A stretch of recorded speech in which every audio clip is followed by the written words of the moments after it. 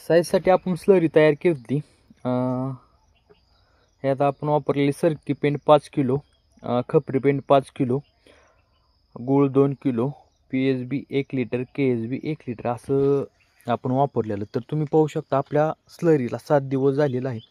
तर ही स्लरी आपण कशासाठी दिली ती, आपल्या मालाची शायनिंग यावी, माल फुगावा ह्यासाठी आपण केली ती. तर आत्ता ह्या पोझिशनला तयार झालेली आहे. आणि ह्या स्लरीला आपण काय करायचं, दररोज सकाळनं एकदा आणि संध्याकाळी एकदा व्यवस्थित हलवायचं दोन्ही साईडनं, घड्याळाच्या दिशेने, घड्याळाच्या उलट्या दिशेने. आणि ती आपण काय करायचं, झाकून ठेवायचं ह्या 2 पिशव्याच्या साह्यानं.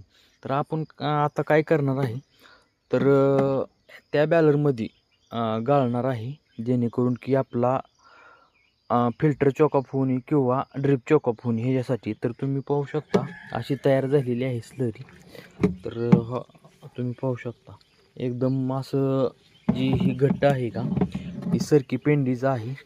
ते आता आपण साईडला काढणार आहे. ह्याचं काम संपलेलं आहे, कारण की आपण भिजू घातल्यानंतर ह्यातलं जी पोटॅशचं प्रमाण हे आहे का, ती समजा पाण्यात मिसळलेलं आहे. तर ही अशी स्लरी तयार झालेली आहे.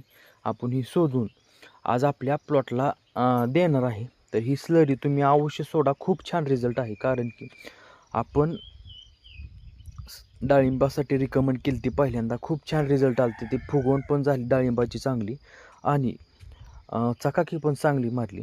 तर त्यासाठी आपण पहिल्यांदाच आपण ही आपल्या प्लॉटला सोडणार आहे आज.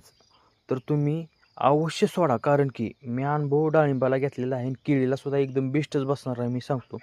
आणि जास्त जर माहिती हवी असेल तर अवश्य कॉन्टॅक्ट करा. आणि वेगवेगळ्या माहितीबद्दल किंवा वेगवेगळ्या प्रयोग आपण जी स्वतःच्या प्लॉटमध्ये करतो ह्यासाठी तुम्ही अवश्य फॉलो करा आणि कॉन्टॅक्टमध्ये रेग्युलर राहा, जेणेकरून की तुम्हाला आणखी नवीन काय कॉम्बिनेशन असतील किंवा नवीन स्लऱ्या काय असतील ती तुम्हाला अवश्य माहिती मिळेल त्याची.